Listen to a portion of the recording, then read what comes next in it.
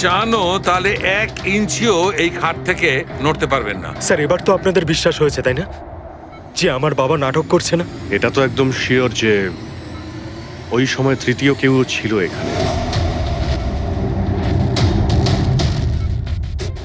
আচ্ছা, এই উনি আবার জানালা দিয়ে আসেনি তো?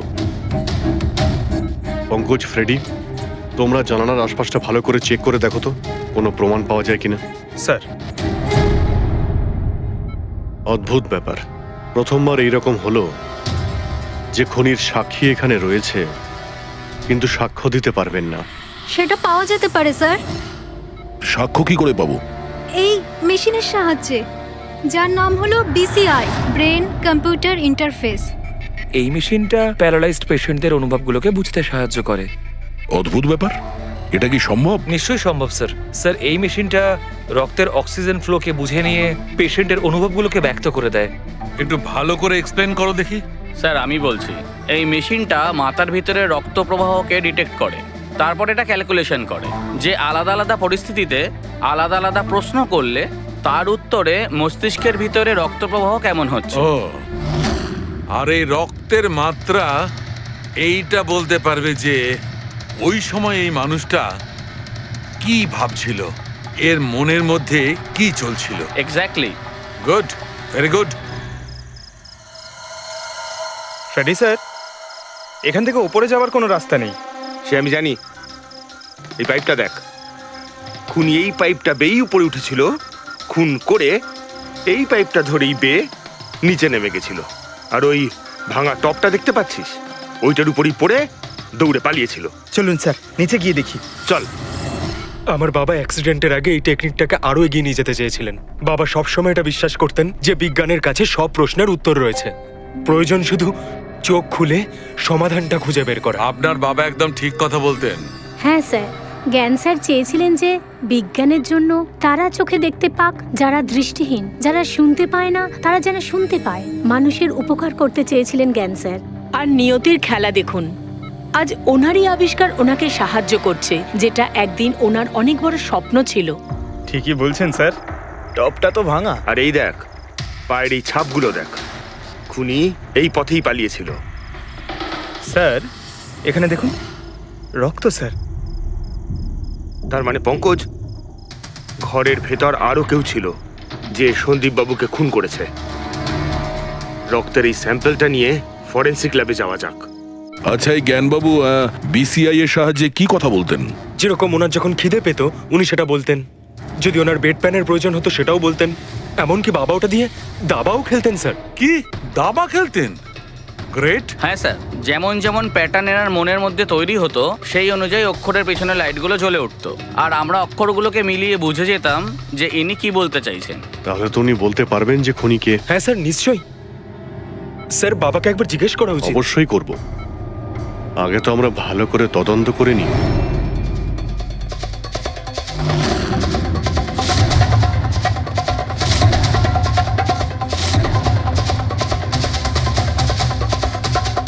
সারিকা, ছুরির মধ্যে কিছু পেলে? শুধু মিস্টার জ্ঞানের আঙুলে ছাপ পাওয়া গেছে, আর কারোরই নয়। তাহলে হতে পারে খুনি গ্লাভস পরেছিল স্যার খুন করার সময়। তার মানে খুনি জানলা দিয়ে ঘরের ভেতরে আসে, ও সন্দীপকে মারে, আর সেই ছুরিটা জ্ঞানের হাতে ধরিয়ে দেয়, আর তারপর লোকেরা এই রুমে আসার আগেই ও জানলা দিয়ে পালিয়ে যায়। স্যার এটাও তো হতে পারে যে খুনি কোনো বাড়ির লোক। না পূর্বী, রুমে যতগুলো লোক ছিল স্যার তাদের কারোর শরীরে এই চোট বা আঘাতের চিহ্ন ছিল না স্যার। আর ওই শুকিয়ে যাওয়া রক্ত, ওটা কোনো বাইরের লোকেরই। একটা কথা বুঝতে পারছি না দয়া, যদি খুনি বাইরের লোক হয় তাহলে এটা কি করে জানলো যে সন্দীপ জ্ঞানের সঙ্গে দেখা করতে আসবে?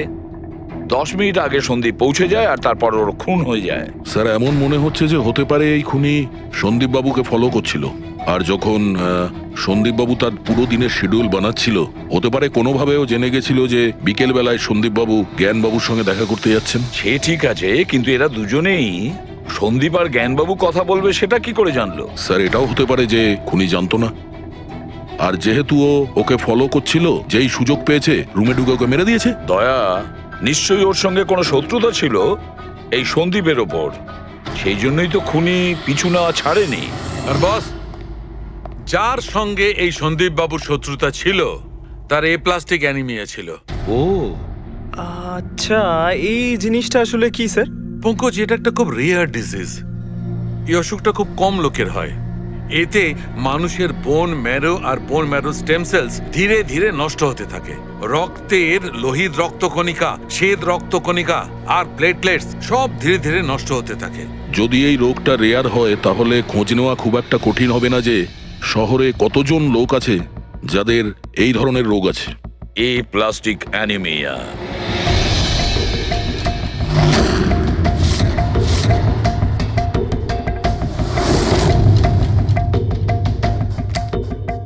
হ্যাঁ দা, কিছু পেলে? হ্যাঁ স্যার, এই শহরে সব মিলিয়ে ৪৫ জন লোক আছে যারা এই রেয়ার অসুখে ভুগছে স্যার। তাদের মধ্যে ১৬ জন তো দেশেই নেই। তার মানে বাকি রইল ২৯। তাদের মধ্যে ১৪ জন এমন লোক আছে যারা বয়স্ক, মানে উঁচু ব্যালকনি থেকে লাফাতে পারবে না। বাকি রইল ১৫। তাদের মধ্যে ৭ জন বাচ্চা আছে যাদের বয়স ১২ বছরের কম। তাহলে বাঁচলো ৮ জন। হ্যাঁ স্যার, আর ৮ জনের মধ্যে তো ৪ জন এমন আছে স্যার যারা অনেক বেশি মোটা স্যার। এই দেখুন, ও, এরা না ওই ব্যালকনিতে উঠতে পারে না লাফাতে পারে। অসম্ভব স্যার। তার মানে দয়া, আমাদের কাছে সাসপেক্ট ৪ জন। ৪ জন সাসপেক্ট। হ্যাঁ স্যার। নাম কি তাদের? স্যার, লীলা, রমেশ, সুনীল আর হেমন্ত। নীলা, রমেশ, সুনীল আর হেমন্ত। রবি, স্যার, একটু দেখো তো আমাদের ক্রিমিনাল ডেটাবেসে কোনো পুরনো পাপি কিনা।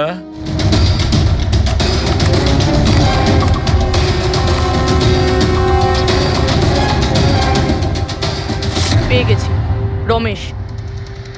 চুরি, ছিনতাই, তাছাড়া লোকেদের মেরেওছে। থাকে কোথায় সে?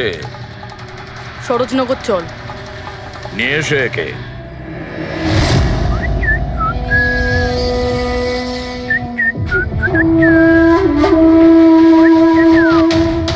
মালা, একটা ফুলের মালা আমাকেও একটু পরাও। আচ্ছা বলো, বিয়ে কবে করছো? বিয়ে? আর তোকে? আমার এতটাও খারাপ সময় আসেনি যে তোকে বিয়ে করতে হবে। কেন? তুই এতটাই খারাপ দেখতে যে তোর বাড়ির আয়না ভয় পেয়ে যায় তোকে দেখে। কিন্তু তোমার বাড়ির আয়না তোমার জন্য কবিতা বলে, এটা আমি খুব ভালো করে জানি। আরে, তোর হাতে আবার কি হলো? আরে কিছু না, শত্রুর সাথে যুদ্ধ করতে গেলে এরকম চোট লেগেই থাকে মালা দেবী। নাটক করিস না, বল কি হয়েছে? ব্যাপারটা এই যে আমি হেঁটে হেঁটে যাচ্ছিলাম, হঠাৎ করে দেখলাম একটা বুড়ি মহিলা রাস্তা পেরোনোর জন্য এগোচ্ছিল। তখনই উল্টো দিক থেকে একটা মোটরসাইকেল খুব জোরে, খুব স্পিডে, ১০০ স্পিডে ওর দিকেই এগোচ্ছিল। যখনই মোটরসাইকেল ওই বুড়ি মহিলাকে ধাক্কা মারতে যাচ্ছিল, মাঝখানে পৌঁছে গেলাম আমি আর বাঁচিয়ে নিলাম ওকে। আচ্ছা, তুই এতটাই সাহসী? আমি কি কি ভালো পারি সে ব্যাপারে তো তুমি এখনো জানোই না। আচ্ছা বল, আর কি কি গুণ আছে তোর মধ্যে? আমার ভালো গুণগুলো হলো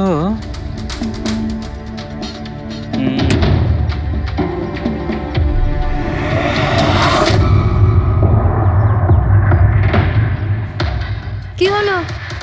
তোর মুখটা ভয়ে এভাবে ফ্যাকাশে হয়ে গেল? মালা, মালা আমাকে একটু একটু একটু লুকোতে দে।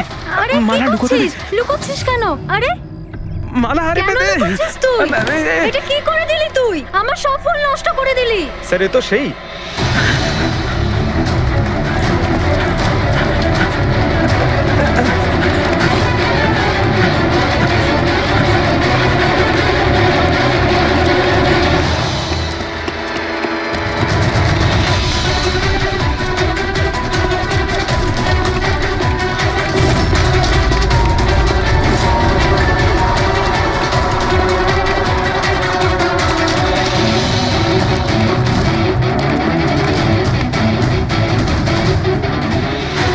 পালিয়ে গেছে মনে হয় স্যার। যাবেটা কোথায়?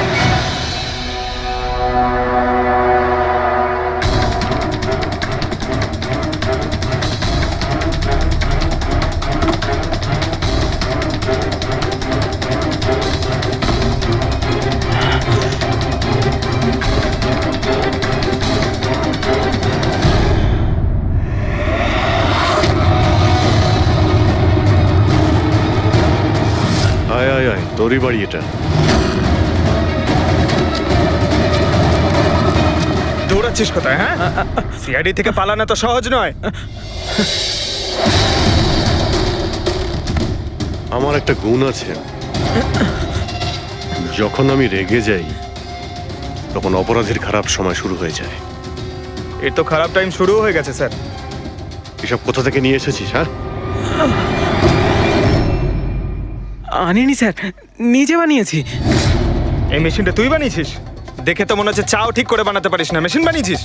কোথা থেকে চুরি করেছিস? না স্যার, আমি চুরি করিনি। শুধু চুরি করিসনি, খুনও করেছিস তুই। খুন? কার স্যার?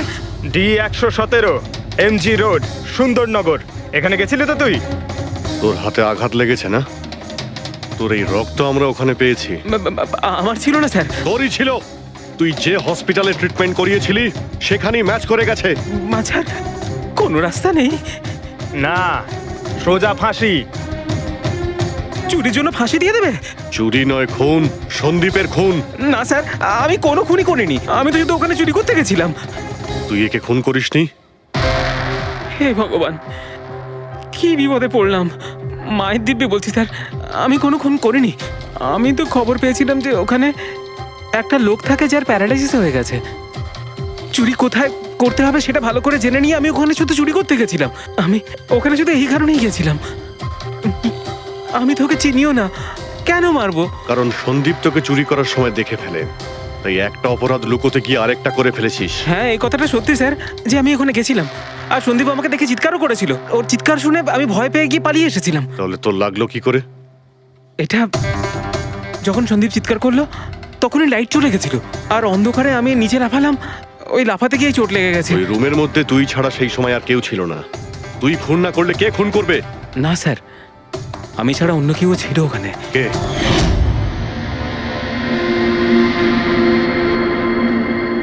কে? কে তুমি? হ্যাঁ, অন্ধকারে মুখটা তো ঠিক দেখতে পাইনি, তবে ওর ঘড়িটা চকচক করছিল। ঘড়ি? সন্দীপ তো কোনো ঘড়ি পড়েছিল না। স্যারও মিথ্যে বলছে। কোনো মানুষ ছিল না, কোনো ঘড়ি ছিল না। কেউ ছিল কি ছিল না তার উত্তর তো ওই দিতে পারবে। জ্ঞান, উনি আজ কেমন আছেন? স্যার আগের থেকে বেটার, কিন্তু আজকে কিছু জিজ্ঞাসা করতে চান ওনাকে? শুরু করি। শিওর স্যার, কিন্তু আপনারা যা জিজ্ঞেস করতে চান একটু স্লোলি জিজ্ঞাসা করবেন স্যার, যাতে উনি আপনাদের এক একটা শব্দ বুঝতে পারেন স্যার। হ্যাঁ, জ্ঞানবাবু, এ রমেশ, এ একজন চোর।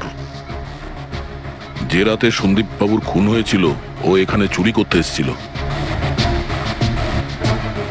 ও বলছে যে সেই রাতে এখানে অন্য কাউকে দেখেছিল।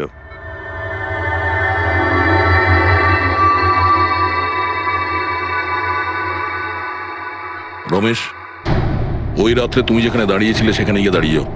হ্যাঁ স্যার। স্যার, আমি এই দিক দিয়ে ঢুকেছিলাম আর এখানে এলাম, আর তারপর আমি এদিকে দেখলাম, আর যখনই আমি এখানে পৌঁছালাম দেখলাম সন্দীপ ওখানে দাঁড়িয়ে আছে। আমি ভয় পেয়ে পেছন থেকে ঘুরলাম, আর তখনই কারেন্ট চলে গেল। এখানে দাঁড়িয়েছিলে মানে উনি নিশ্চয়ই তোমাকে দেখেছেন। আচ্ছা, ও কি এখানে ছিল?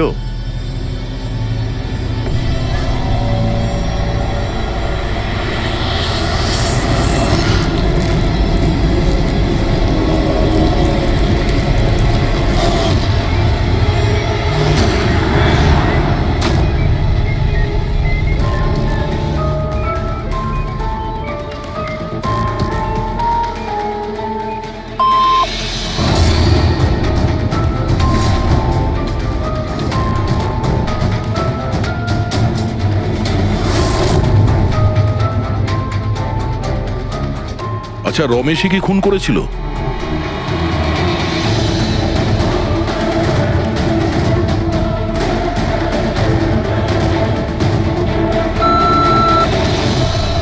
নো নো স্যার, নো মানে না স্যার, আমি বলেছিলাম না আমি মারিনি স্যার। হ্যাঁ ঠিক আছে, তুমি এদিকে দাঁড়াও। আচ্ছা আচ্ছা, আপনি এটা বলুন, আপনি কি খুনিকে দেখেছেন? আপনি চেনেন খুনিকে?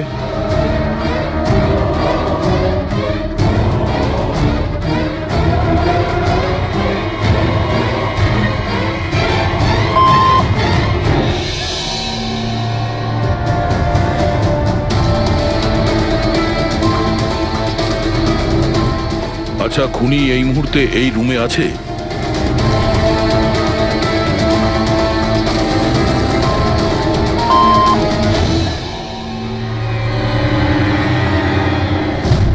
তার মানে খুনি আমাদের মধ্যে কেউ একজন। আপনার কোনো স্টুডেন্ট?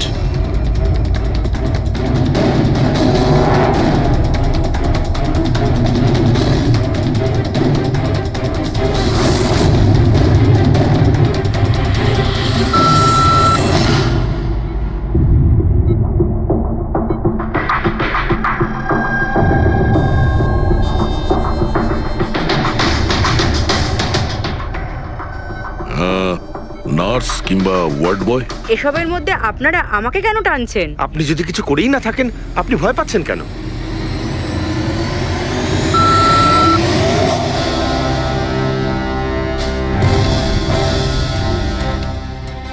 জ্ঞানবাবু, তাহলে শুধুমাত্র তো আপনার ফ্যামিলির লোকেরা আছে।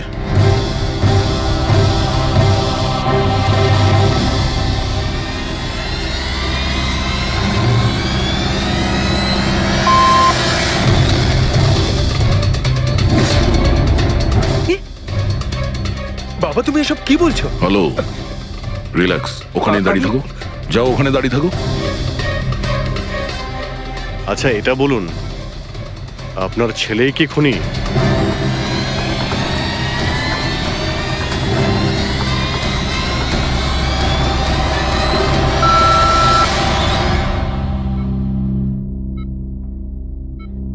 এখন তো শুধু আমিই আছি, কিন্তু আমি এই খুন করিনি।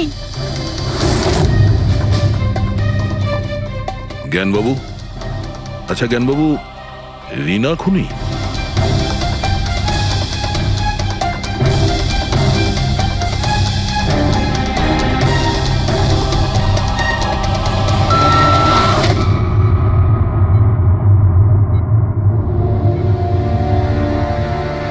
আপনি আমাদের বললেন যে আপনার পরিবারেরই কেউ খুনি। তাহলে সে কে?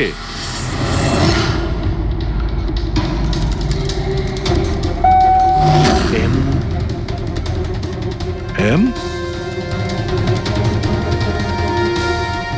আপনাদের মধ্যে কার নাম এম থেকে শুরু হয়?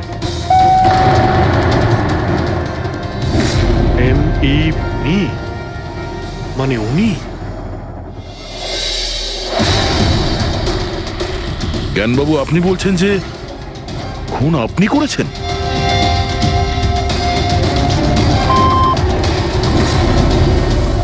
বুঝতে পারছি না ইনি কেন আমাদের সঙ্গে এরকম খেলা খেলছেন।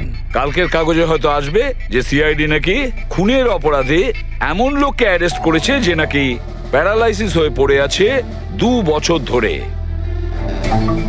খুনি নিশ্চয়ই জ্ঞানবাবুর আশেপাশের কেউ। উনি ওকে বাঁচানোর চেষ্টা করছেন, জানি না কেন। সমস্ত অভিযোগ উনি নিজের মাথায় নিচ্ছেন। যদি সে আপন কেউ হয় তাহলে সেই ছুরি ওনার হাতে কেন দিতে যাবে? অন্য কারোর হাতে দিত, যাকে সহজেই বিশ্বাস করা যেত। আর কারোর ওপর যদি দোষ চাপানোরই হয়, তাহলে জ্ঞানবাবু ওকে বাঁচাচ্ছেন কেন, যখন এই সন্দীপবাবু ওনার খুব ভালো বন্ধু, ভাইয়ের থেকে? এটাই তো, সব থেকে বড় বন্ধু, ভাইয়ের থেকেও বড় বন্ধু। কিছু তো একটা গোলমাল আছে। এ কি সত্যিই বন্ধু নাকি শত্রু? জ্ঞানবাবুর ছেলে বলছিল সন্দীপবাবু ওনাকে 2 বছর ধরে টাকা পাঠাচ্ছিল, ওনার অসুখের সময় ওনার পাশে ছিল। তার উপরে স্যার, ঘটনার দিন সন্দীপ 25 লাখের চেক নিয়ে এসেছিল। ওনার ফ্যামিলি মেম্বার তো এটাই ভাববে যেটা দেখানো হয়েছে। আর সব সময় পর্দার পিছনের খেলাটা অন্য কিছু হয়ে থাকে, অন্য রকম হয়ে থাকে। কিন্তু স্যার, পর্দার আড়ালের সত্যিটা তো শুধুমাত্র জ্ঞানবাবুই জানেন, আর উনি তো সত্যি কথা বলছেনই না। জ্ঞানবাবু সত্যি কথা বলছেন না তো কি হয়েছে বস? ওর মস্তিষ্ক তো সত্যি কথা বলবে। আমার জ্ঞানবাবুর মস্তিষ্ক চাই। জ্ঞানবাবুর মস্তিষ্কটা এনে দাও, তারপর দেখবে তুড়ি মেরে খুনির কাছে পৌঁছে যাবো। ডক্টর সালুকে, এটা কি ধরনের ডিমান্ড করলেন আপনি? কারোর মস্তিষ্ক কি করে নিয়ে আসা সম্ভব? কেন হবে না ফেডরিক? এই কেসে ওনার মস্তিষ্ক তো ওকে এনে দিতেই পারি আমরা। কেননা গত 2 বছরে ওনার মস্তিষ্কে যা কিছু ঘটেছে সব বিসিআই মেশিনে রেকর্ড হয়েছে। এক্স্যাক্টলি বস। আর এই মেশিনে আমাদের বলবে যে জ্ঞানবাবুর সঙ্গে ওর কি আর কেমন সম্পর্ক ছিল। হ্যাঁ, পেড্রিক, সব ডেটাগুলো নিয়ে এসো বিসিআই মেশিনের। আর দয়া, স্যার। রমেশকে ওনাদের বাড়িতে নিয়ে যাও, আর ওখানে যে কয়জন লোক ছিল সবার ঘড়ি চেক করাও। স্যার, এখনো আমাদেরকেই সন্দেহ করছেন? হ্যাঁ, আর ততক্ষণ সন্দেহ করব যতক্ষণ আসল খুনিকে পাওয়া যায়। কিন্তু জ্ঞান স্যার তো বলেই দিয়েছেন আমরা সবাই নির্দোষ, তাও আপনারা। হতে পারে উনি মিথ্যে কথা বলছেন তোমাদের মধ্যে কাউকে বাঁচানোর জন্য। তাহলে আপনারা আসল খুনিকে কিভাবে খুঁজবেন? সিআইডি এই দায়িত্ব আমাকে দিয়েছে, কেননা সেই রাতে আমি খুনির ঘড়িটা দেখতে পেয়েছিলাম। কিন্তু সেদিন তো ঘরে অন্ধকার ছিল, তুই ঘড়ি কি করে দেখলি? ম্যাডাম, এই পৃথিবীর বেস্ট চোর আমি। যে জিনিসের দিকে নজর দিই মাথায় পুরো কুষ্টি চেপে যায়। তাহলে দুনিয়ার বেস্ট চোরবাবু কাজে লেগে যান।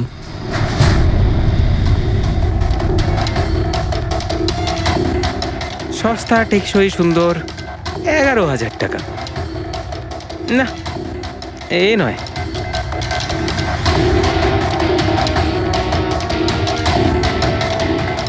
না স্যার,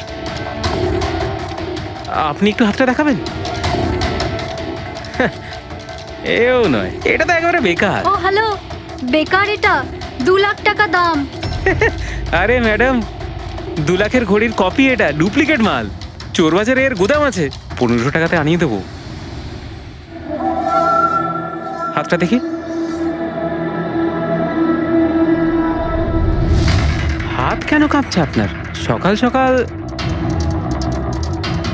না স্যার, এও নয়। স্যার, অ্যাকচুয়ালি আমার নিউরোলজিক্যাল প্রবলেম রয়েছে। ছোটবেলা থেকেই আমার হাত কাঁপে, আমি কোনো কিছু ভালোভাবে ধরতে পারি না। পঙ্কজ, একটু ওই পেনটা দাও ওকে।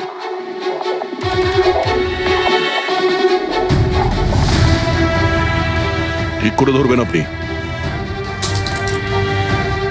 এ তো পেনটাও ধরতে পারছে না। স্যার, অ্যাকচুয়ালি জ্ঞান স্যার আমার এই প্রবলেমটাই সলভ করতে চেয়েছিলেন।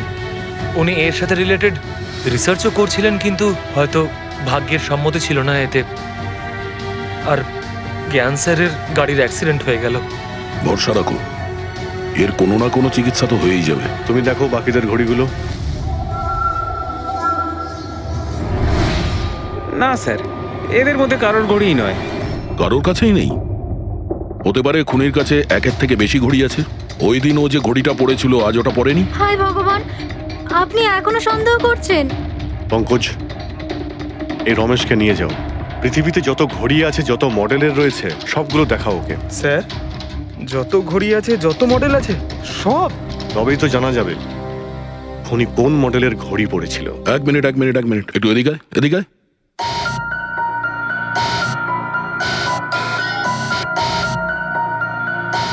এই নাও,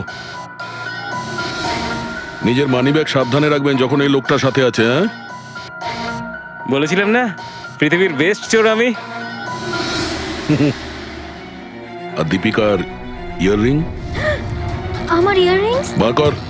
স্যার, আপনি এটাও দেখে ফেলেছেন? সিআইডি থেকে কিছু লুকোনো যায় না। হ্যাঁ, যা। আয় বেস্ট চোর, এদিকে আয়। আপনারা এটা বলুন যে এই জ্ঞানবাবু আর সন্দীপের মধ্যে কোনো কি প্রবলেম চলছিল? স্যার, খুব ভালো সম্পর্ক ছিল। তাহলে জ্ঞানবাবু সন্দীপবাবুর খুনের অভিযোগ নিজের মাথায় নিলেন কেন? ওনাদের দুজনের ভেতরে কোনো টেনশন হয়েছিল? না স্যার, কোনো টেনশন তো ছিল না, কিন্তু একটা বিষয় নিয়ে তর্ক হচ্ছিল। অ্যাক্সিডেন্টের ঠিক আগে ওনার বিসিআই মেশিনটা একটা পয়েন্টে এসে আটকে গেছিল, আর কোনো রকম সলিউশনও পাওয়া যাচ্ছিল না। এই জন্য জ্ঞান স্যার সবসময় বিরক্ত থাকতেন আর খুব রাগও করতেন। হ্যাঁ স্যার, যখন সন্দীপ আঙ্কেল বাবাকে বলেছিলেন যে আপনি চিন্তা করবেন না, দেখবেন সব ঠিক হয়ে যাবে, তখন বাবা ওনার উপরও রেগে গেছিলেন। হ্যাঁ স্যার, এর জন্য হয়তো উনি জোরে গাড়ি চালাচ্ছিলেন আর অ্যাক্সিডেন্টটা হয়ে গেছে। এক মিনিট। যদি এই অ্যাক্সিডেন্টটা বিসিআই মেশিন তৈরি হওয়ার আগেই হয়েছিল, তাহলে এই বিসিআই মেশিনটা কাজ করছে কি করে? স্যার, সন্দীপ আঙ্কেল সেটা কমপ্লিট করেছিলেন। সন্দীপবাবু? কিন্তু উনি তো কোনো সায়েন্টিস্ট ছিলেনই না। হ্যাঁ, কিন্তু জানি না স্যার, সন্দীপ আঙ্কেল ওই মেশিনের সব সমস্যাগুলো ঠিক করে দিয়েছিলেন স্যার। আর বাবার অ্যাক্সিডেন্টের 1 মাস পরেই ওটা কাজ করতে শুরু করে দেয়, আর প্রজেক্টও সাকসেসফুল হয়েছে স্যার। অদ্ভুত ব্যাপার, এটা কি করে হতে পারে? একজন নন সায়েন্টিস্ট এরকম কমপ্লিকেটেড মেশিন কি করে চালু করতে পারে, যেটা ওনার মতো বৈজ্ঞানিকই শুরু করতে পারেননি? বোধহয় আন্দাজি করে ফেলেছিলেন।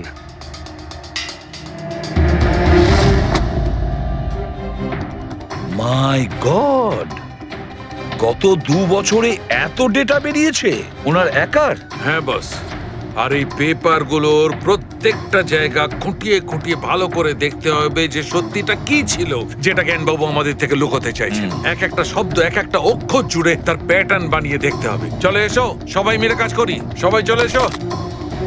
রেডি?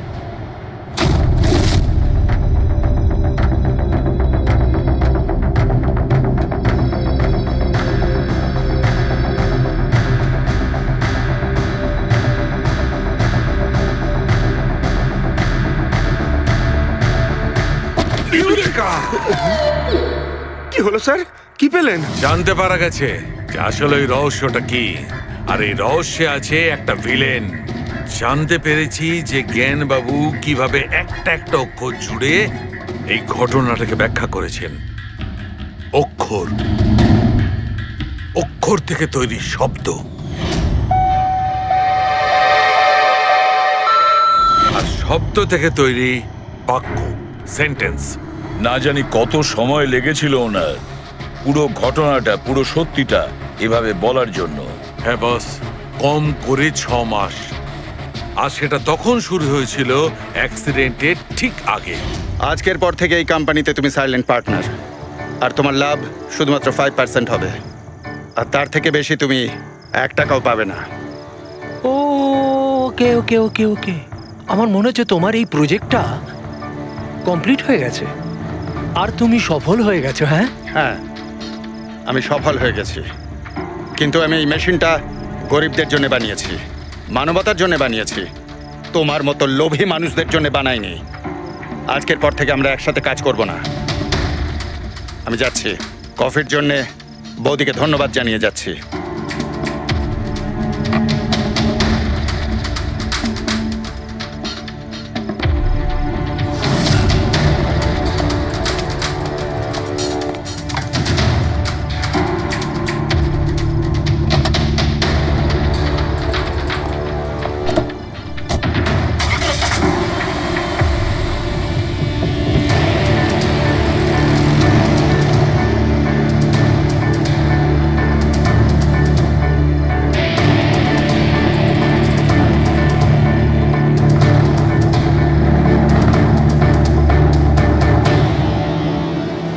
এ কি হলো?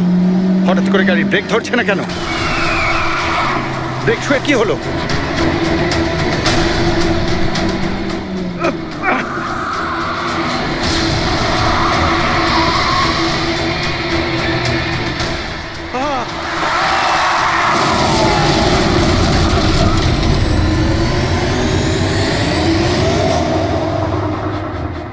এবার বুঝতে পেরেছো আমাকে ঘাটানোর পরিণাম? আমাকে তুমি 5% দিতে যাচ্ছিলে, তাই না? এবার দেখো, আমি তোমাকে 5% দেব সারা জীবনের জন্য। তার মানে সন্দীপ যে বন্ধুত্বের নাটকটা করছিল আসলে ও মুখোশ পড়া শয়তান ছিল। আর স্যার, যদি পুরো ডেটা এই কাগজে লেখা থাকে তার মানে হলো জ্ঞানবাবু এই কথাটা নিজের মনে রাখেননি, কাউকে না কাউকে সন্দীপবাবুর আসল উদ্দেশ্যটা বলেছেন।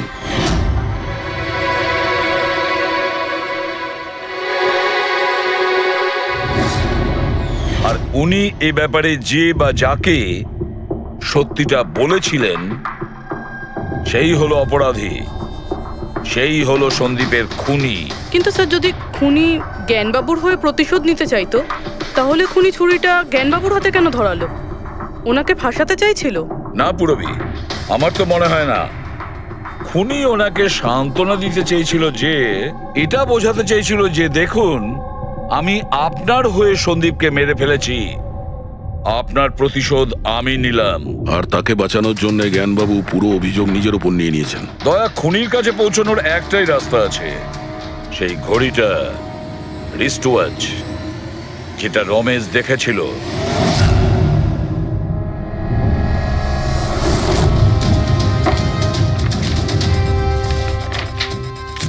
আরে ভাই, তাড়াতাড়ি কর, এত সময় নেই আমাদের কাছে। পঙ্কজ, আরে দেখছি তো কি আমি। হয়েছে? স্যার, কি হলো রমেশ, মজা আসছে কি না? যথেষ্ট স্যার, আমি হাত জোড় করছি, আমি আর ঘড়ি দেখতে পারবো না। 10,000-এর উপর ঘড়ি আমাকে দেখানো হয়েছে, আমার মাথা ঘুরছে স্যার। যতক্ষণ না ঘড়ির মডেল খুঁজে পাচ্ছিস ততক্ষণ বাড়ি যেতে দেবো না তোকে। স্যার স্যার, এই, কি স্যার, আমাকে করছিস? ক্ষমা করে দিন স্যার। আমি বলছি বাপের জন্য আর চুরি করবো না, আমাকে বাড়ি যেতে দিন স্যার। ওট ওট ওট ওট ওট জানা তো দরকার ওই রাতে তুই ওখানে কোন ঘড়িটা দেখেছিলি, হ্যাঁ? এখন আর কটা ঘড়ি দেখবো স্যার? এতগুলো ব্র্যান্ডের এতগুলো মডেল দেখলাম স্যার, ওগুলোর মধ্যে কোনোটাই নয় ওটা। তো কোনো মডার্ন ঘড়ি ছিল নাকি? হ্যাঁ ম্যাডাম, একদম মডার্ন ঘড়ি ছিল। ঘড়ি তো ছিল কিন্তু ঠিক ঘড়ির মতো দেখতে ছিল না। কি বললি? মডার্ন ঘড়ি ছিল অথচ ঘড়ি নয়? হ্যাঁ। ঘড়ি দেখেছিস তো? ড্রয়িং করাতে পারবি? ঠিক আছে, পুরবি একে দিয়ে স্কেচ বানাও। স্যার, হ্যাঁ, স্যার এইটা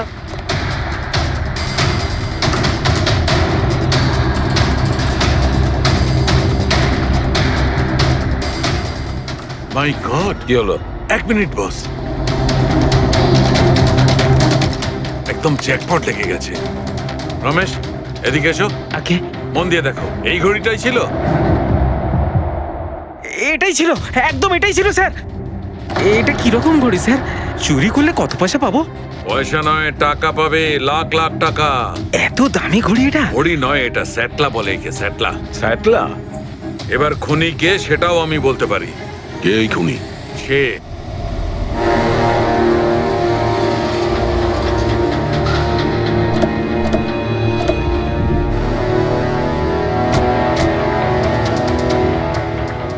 আপনি একটু আপনার হাজবেন্ডকে ডাকুন।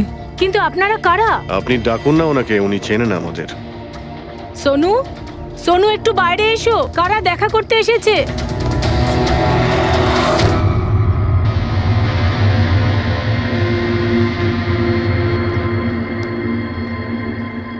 আপনারা এখানে কি ব্যাপার?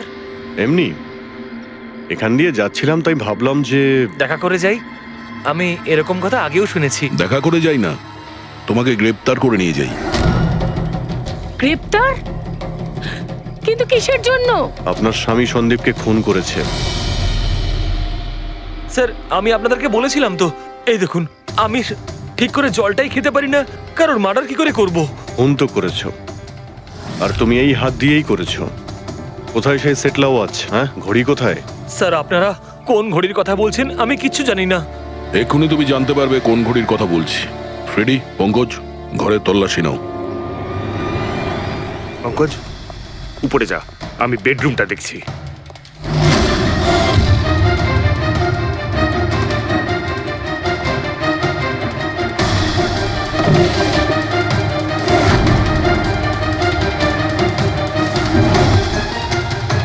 কিচ্ছু নেই।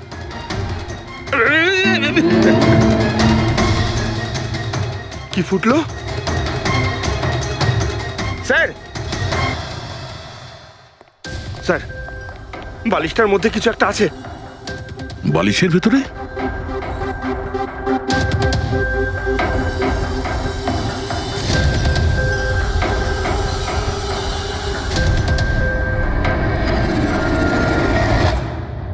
তাই তো, ঘড়ির মতো দেখতে। হ্যাঁ। এই ঘড়িটা কার? আর এই বালিশের ভেতরে কি করছে? আমি কি করে জানবো? যে দোকানদারের থেকে বালিশটা কিনেছিলাম তারই হবে। পড়ো এটা। স্যার, আমি কারোর ঘড়ি কেন পড়তে যাবো স্যার? তুমি এটা পড়বে নাকি অ্যারেস্ট করবো আমরা? অভিজিৎ, একটা কাজ করি, আগে আগে ঘড়ি পরাই, হাত করা তো নিজের থেকেই লেগে যাবে। হ্যাঁ, নাও ওই ঘড়িটা খোলো। স্যার,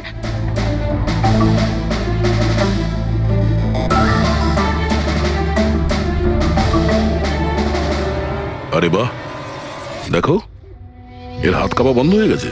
হ্যাঁ, স্যার তো চমৎকার হয়ে গেল, এর হাত কাঁপা থেমে গেল। এটা কোনো চমৎকার নয়, এটা সায়েন্স। এবার দেখো এই ঘড়িটা পরার পরে সোনু কত সহজে খুন করতে পারে।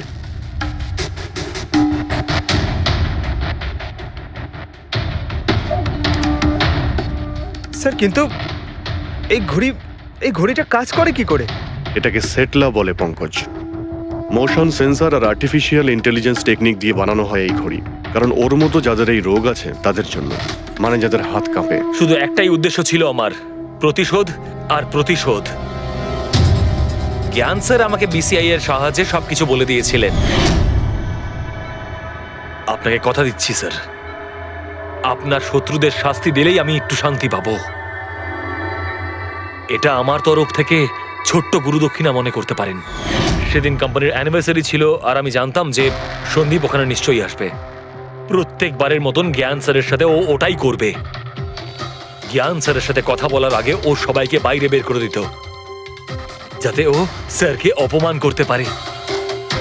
কিন্তু এইবারে ও এটা জানতো না যে মৃত্যু ওর জন্য অপেক্ষা করছে।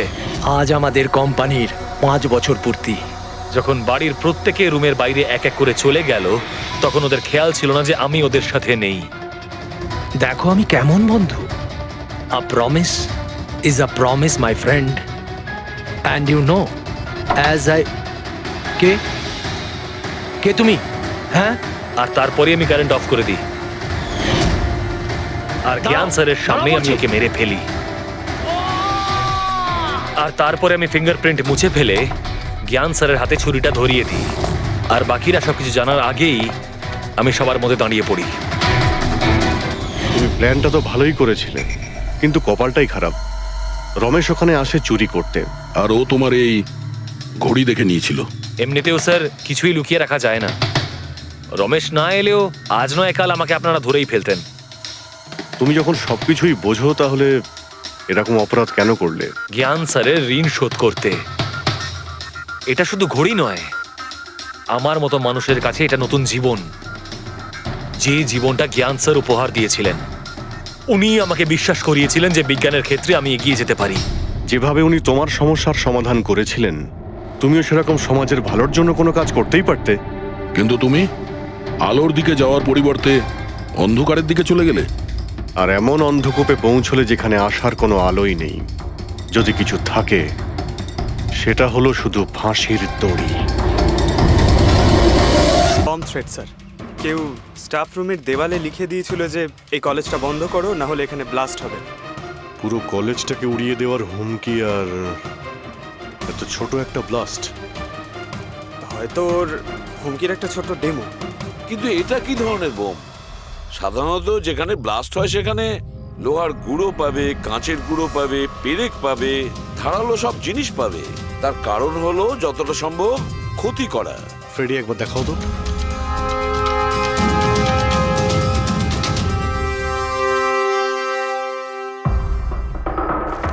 না স্যার, সেরকম তো কিছু দেখতে পেলাম না। আচ্ছা প্রিন্সিপাল সাহেব, আপনাদের স্টাফ রুমটা কোথায়? সেকেন্ড ফ্লোর, আসুন। চলো। রবিবাবু, আপনি যে বলেছিলেন যে দেওয়ালে কেউ কালি দিয়ে লিখেছিল, সেটা কোথায়? সেগুলো তো আমি মোবাইলে, এই দেখুন স্যার।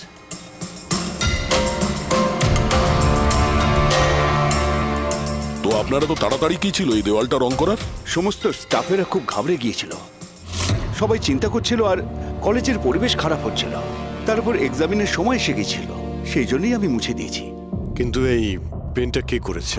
ওই তো আমাদের রাম আদর্শ, আমাদের কলেজের কন্ট্রাক্টর, ওই করেছে রং। আমি ভাবলাম যে যদি এই লেখাগুলো মুছে দিই, সবাই কাজে মন দিতে পারবে। আপনি যখন এই হুমকির কথা জানলেন তখন পুলিশে গিয়ে কমপ্লেন করেননি কেন? স্যার করেছিলাম, পুলিশ এসেও ছিল।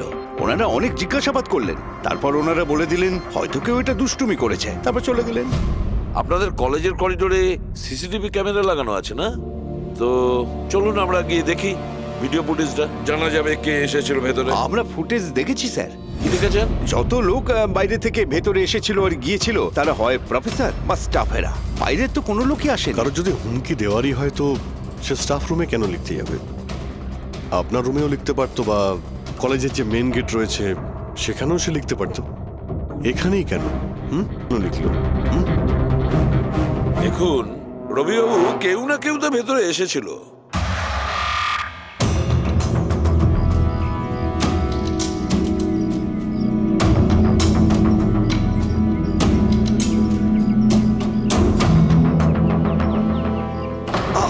আরে স্যার, স্যার! অভিজিৎ,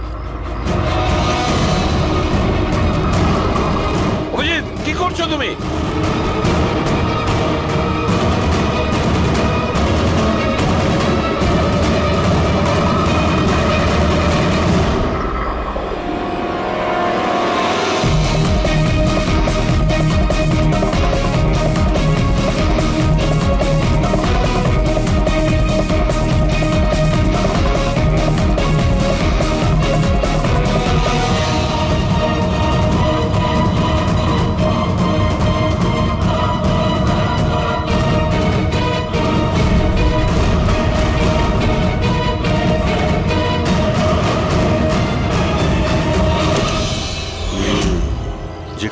ব্লাস্ট হয়েছিল সেই স্পটটা এই জানালার একদম নিচেই, আর এই জানালাটা স্টাফ রুমের একদম পাশে, আর জানালার ঠিক লাগোয়া হলো এই বেঞ্চ।